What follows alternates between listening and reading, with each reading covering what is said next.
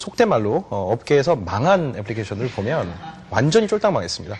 기존에 있는 책의 내용을 그대로 갖다 다 실었어요. 그럼 이제 우리가 이렇게 많은 좋은 콘텐츠를 앱에 실었기 때문에 많이 사시겠다. 그러고 한 뭐 22불, 한 22,000원짜리 이렇게 만들어 팝니다. 근데 거의 안 나가봤다고 과언이 아닌 게 핸드폰 상에서 내가 2만 원짜리를 사가지고 볼 사람은 거의 없거든요. 사실상 시장이 그렇습니다. 일단 시장 편성 자체가.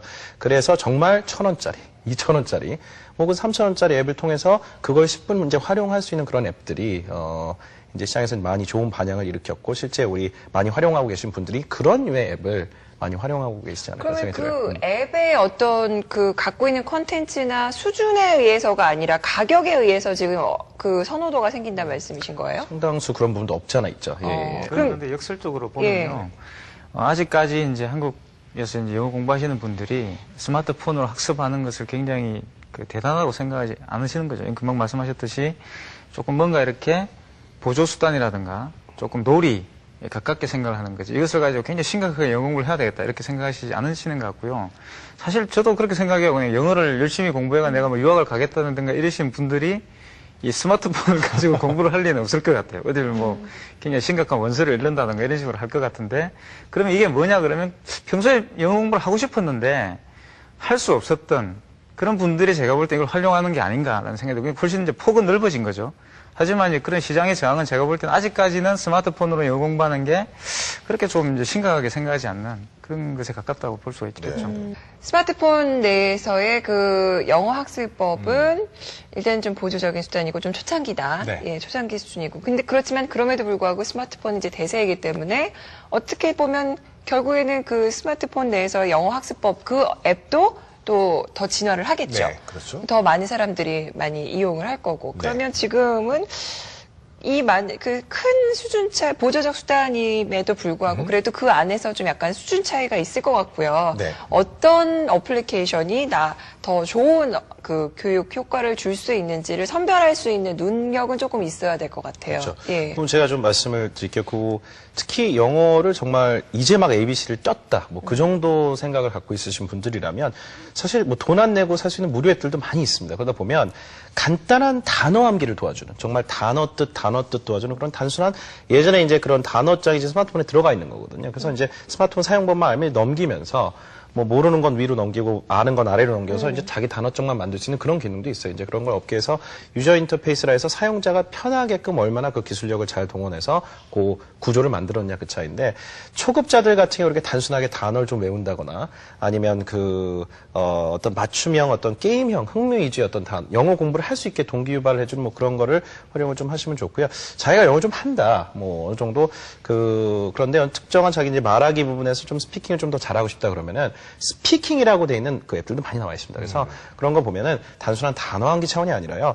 이런 때 적재적소에 쓸 수 있는 정말 주옥 같은 기가 막히는 표현들 이런 것들을 또 잘 넣어서 좀 이렇게 소화할 수 있게 도와주거든요. 그럼 그런 분들은 또 그런 거에 맞게 자기 수준에 맞게 앱을 좀 고르시면 되겠고 대부분 보면 아까 그 말씀이 나왔던 것 같은데 잘 파는 앱들 중에는요, 무료 버전이 있어요. 무료 버전. 그래서, 뭐 7일간 이용할 수 있는 것도 있지만, 그냥 라이트 버전이란 건 전체가 뭐 100개의 컨텐츠가 있으면 한 4개나 5개 정도를 무료로 먼저 줍니다. 이걸 한번 사용을 해보고, 이거 좋구나. 그럼 원본판을 실제 결제하고 사시면 되기 때문에, 소비자들이 이제 그 책 살 때 서점 가서 미리 보고 좀 볼 수 있듯이, 그렇게 한번 활용을 해보고 사시는 게 상당히 좋고, 한 가지 또 말씀드리는 건 어플리케이션 같은 경우는 또 목적에 맞게 나온 애플리케이션들이 많아요. 영어 교육 앱. 또 여행 영어 그러면요, 여행 가시기 전에 여행할 분이 이렇게 보시면 돼요. 현장에 가셔서 나 이제 호텔 밖에 나가야 되는데 어떻게 할까?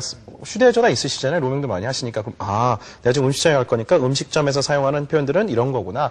그 자리에서 활용할 수 있는 목적, 특수 목적 영어 교육 앱들도 있고 혹은 그 밖에도 이제 시험, 토익이라든가 뭐 말하기 시험, 오픽이라든가 스피킹이라든가 이런 특정한 시험을 좀 도와주기 위한 대비용 그런 앱들도 있습니다. 그래서 자기가 토익 시험을 보겠다 그러면 토익에 나오는 내가 한 600점대 되는데 그 정도를 타겟팅하는 그런 앱들이 또 있기 때문에 단어는 또 그리고 토익 단어만 따로 외워도 되고 문법적인 요소는 또 이제 구할 수 있는 그래서 특수 목적에 사용할 수 있는 그런 앱들도 상당히 많고 그 수준에 따라서 내가 진짜 이제 예전에도 우리 교수님 한번 말씀하셨지만 단어는 일단은 암기를 좀 해야 되거든요. 영어 공부 같은 경우는. 그렇기 때문에 그런 뭐 초급자 수준에서는 단순하게 이렇게 좀 암기를 도와주는 그런 차원의 앱들이 좀 좋지 않을까 그런 생각이 듭니다. 그래서 이게 보니까 스마트폰을 활용한 영어 학습법을 찾는 것보다는 영어 학습에 도움이 되는 스마트폰 활용법, 이게 오히려 맞는 것 같아요. 그렇죠. 영어 학습을 네. 하는데 스마트폰이 어떤 도움을 줄 수 있느냐지, 이걸 가지고 공부한다는, 저는 그 개념으로 발달한 건 모르겠어요. 앞으로 또 어떤 식으로 테크놀로지가 발전해가지고 될지 모르지만, 지금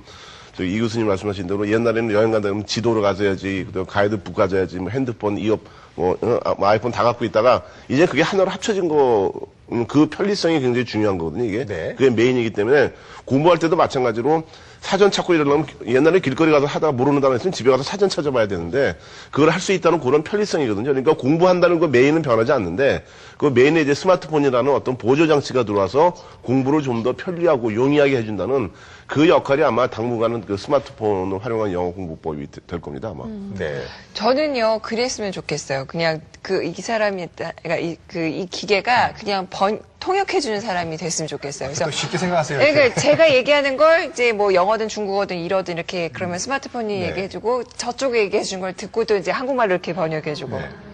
그런 앱 나오면 너무 잘 될 것 같아요. 나름대로 좋은 마케팅 팁을 주신 것 같은데. 아니, 그 밑에가 교수님, 그 말이 나온 김에요. 좀 전에 이 교수님께서 그 기술의 발전을 말씀하셨는데, 지금 up to now, 현재 포인트를 말씀하셨는데요. 앞으로의 이런 그 스마트폰 베이스드 교육은 어떤 식으로 발전될 것으로 예측하십니까? 지금 제가 생각할 때는 스마트폰 자체의 어떤 정보를 많이 저장한다든가 이런 것은 중요한 게 아니고요. 이 스마트폰 자체가 어떤 그 매체가 되는 것이죠. 그리고 이제 우리는 이미 그와 관련돼 가지고 거대한 어떤 정보 창고를 가지고 있는데, 그게 저는 인터넷이라 봐요. 많은 은학자들이 지적하시듯이 인터넷만큼 훌륭한 콜포스가 없습니다. 그러니까 그 콜포스라는 것은 사실 여러 가지 그 단어를 활용하는 활용 용례들이 모여있는 어떤 정보 창고인데요. 인터넷은 지금 사실 우리가 컴퓨터만 있으면 구글링을 해보시면 되죠.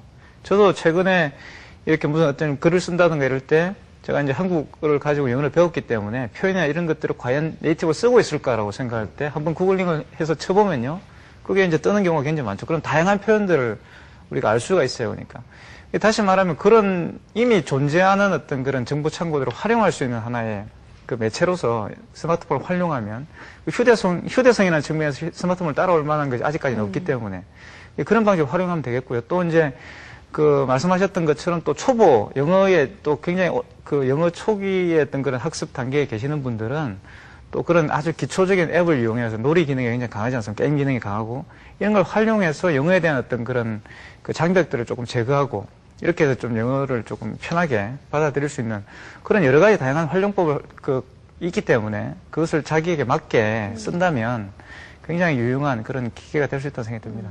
뭐 개발자와 학습자 모두가 네. 최적으로 최고의 효과를 낼 수 있는 방법을 모색해보는 게 필요할 거란 생각이 들고요. 맞습니다. 자, 오늘 세 분의 말씀이 많은 도움이 됐으면 좋겠습니다. 오늘 세 분 말씀 감사하고요. 감사합니다. 예. 네. 토크니쉬 이제 마칠 시간입니다. 이런 말이 있어요. 약속 시간 15분 전 당신의 위치가 곧 당신이 서 있는 오늘의 위치를 말해주고 그것이 내일의 위치를 예고해 주는 것이다 라는 말이 있습니다. 정말 우리가 시간을 어떻게 대처하냐에 따라서 여러분들의 인생이 바뀐다라는 그런 모토의 그런 포인트가 되겠죠. 네. 정말 늘 좀, 그러니까 5분 늦게, 10분 늦게가 아니라 네. 좀 미리 도착해서, 기다릴 줄 아는 그런 여유 있고 느긋한 자세가 좀 필요한 시점이 아닌가 하는 생각이 듭니다. 맞습니다. 네, 저희는 여기서 인사드리겠습니다. 고맙습니다. 감사합니다. 네.